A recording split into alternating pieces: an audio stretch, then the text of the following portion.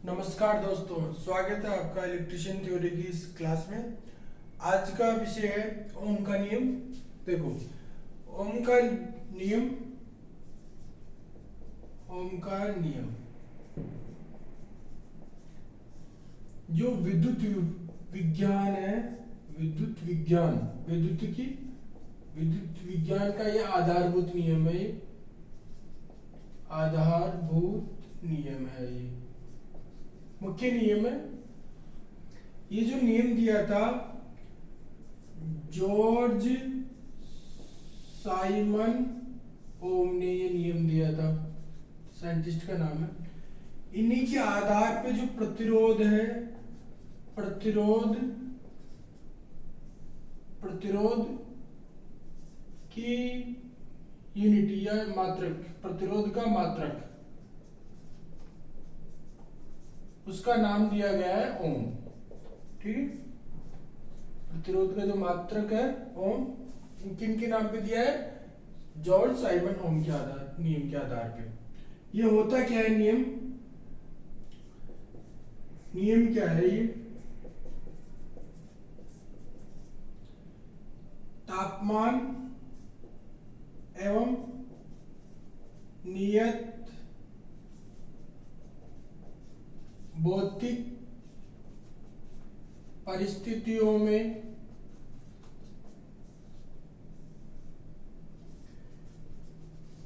किसी चालक, भौतिक परिस्थितियां फिक्स रखनी है और तापमान को भी नियत रखना है। नियत तापमान है और नियत भौतिक परिस्थितियां है। किसी चालक के सिरों पर पैदा होने वाला विभवांतर उस चालक में प्रभावित होने वाली विद्युत धारा के समानुपाती होता है।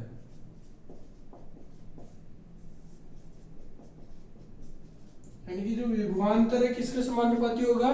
चालक में बहने वाले करंट के समानुपाती होगा। V समानुपाती किसके होगा? I के होगा ये। ठीक है, तो देखो, भौतिक परिस्थितियां नियत है तो क्या होगा? जो भी चालक है उसका जो प्रतिरोध है वो आपका फिक्स रहेगा, कांस्टेंट रहेगा, नियत रहेगा, प्रतिरोध कांस्टेंट रहेगा प्रतिरोध। तो ये क्या हो जाएगा? V बराबर IR। ठीक है, ये ओम का नियम है ये। यानी कि जो विभवांतर होगा वो विद्युत धारा और प्रतिरोध के गुणनफल के बराबर होगा। ठीक है, इसी से अगर किसी का प्रतिरोध निकालना चाहे तो प्रतिरोध क्या होगा? जब वोल्टेज और करंट दी हो तो ये इधर आके भाग में आ जाएगा, तो ये प्रतिरोध का आ जाएगा। ऐसे I बराबर क्या होगा? I बराबर क्या होगा? V upon R। इधर आपकी बार R डिवाइड में आ जाएगा ये। ठीक है, ये ध्यान रखना है, जब ये डीसी विद्युत धारा है, ये जब डीसी विद्युत धारा डायरेक्ट करंट है तो ये लागू होगा विद्युत धारा। अगर आपकी एसी है, अल्टरनेटिंग प्रकार की विद्युत धारा है, तो क्या होगा? यहाँ पे प्रतिरोध नहीं लेके प्रतिरोध की जगह Z लेंगे। Z क्या है? इम्पीडेंस है ये, इम्पीडेंस प्रतिबाधा, ये लेंगे काम में। ठीक है, क्योंकि वहां पे क्या होता है? इंडक्टेंस का गुण होता है। तो जो खुद के द्वारा जो पैदा करा जाएगा विद्युत धारा का, जो नेचुरल जो प्रतिरोध, दोनों का जो योग होता है वो होता है आपका इम्पीडेंस। यानी Z बराबर क्या होता है? R स्क्वायर प्लस XL का स्क्वायर, ये Z होता है। ठीक है, उसकी जगह आप प्रतिरोध, ये टोटल प्रतिरोध का योग है ये। ठीक है, इंडक्टेंस और प्रतिरोध का। ठीक है, यहां तक आ गया समझ में? आप इसका स्क्रीनशॉट ले सकते हो ये। ठीक है, अब देखो आगे ओम के नियम से क्या क्या चीजें निकल के आएगी।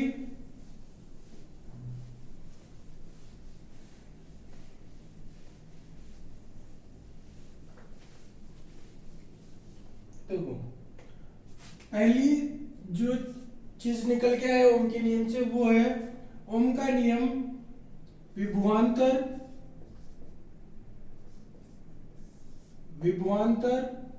प्रतिरोध एवं विद्युत धारा में संबंध बताता है। इनमें आपस में क्या संबंध रहता है वो ओम का नियम बताता है, में संबंध बताता है। पहली ये चीज निकल के आती है। दूसरी क्या होती है,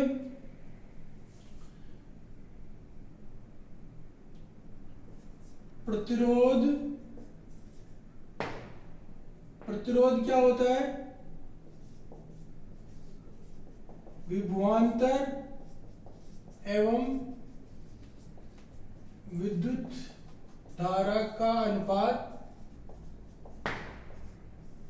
प्रतिरोध होता है। प्रतिरोध क्या होता है, विभवांतर और विद्युत धारा का जो अनुपात है, और ये जो अनुपात है वो समान रहता है, अनुपात समान रहता है।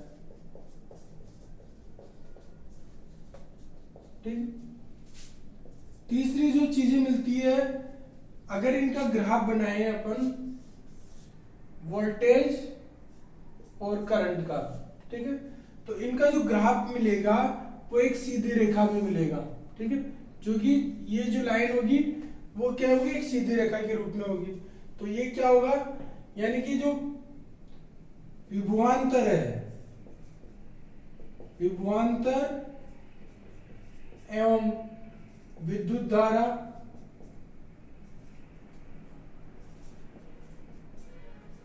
में रेखीय संबंध होता है, एक सीधी लाइन के रूप में प्राप्त होती है, रेखीय संबंध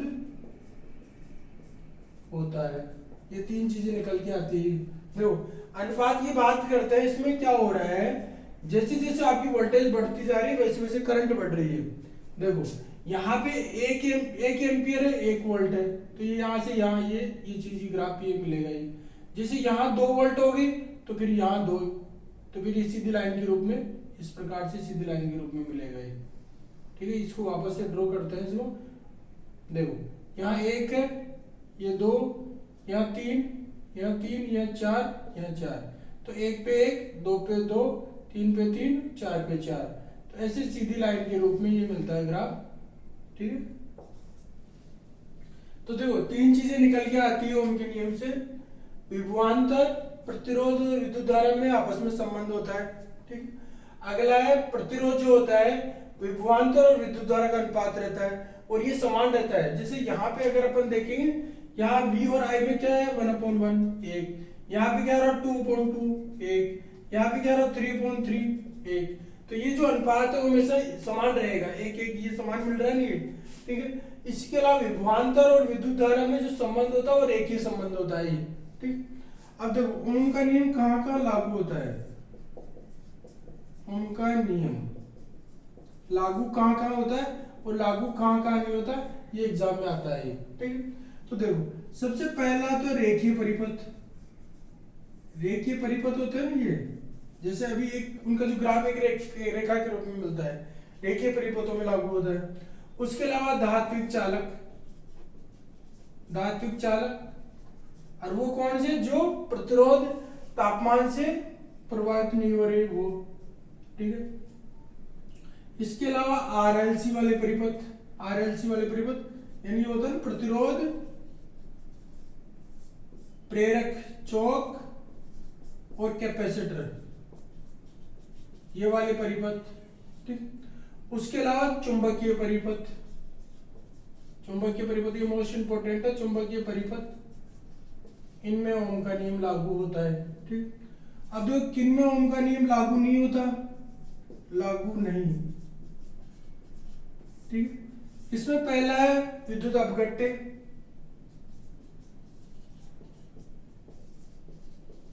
विद्युत अपघट्य कौन से, रासायनिक विक्रियाओं के लिए काम में लेते हैं। ठीक है, ये अम्ल के रूप में हो सकते हैं, सार के रूप में भी हो सकते हैं। विद्युत अपघट्य जो रासायनिक विक्रियाओं में काम में लेंगे वो विद्युत अपघट्य।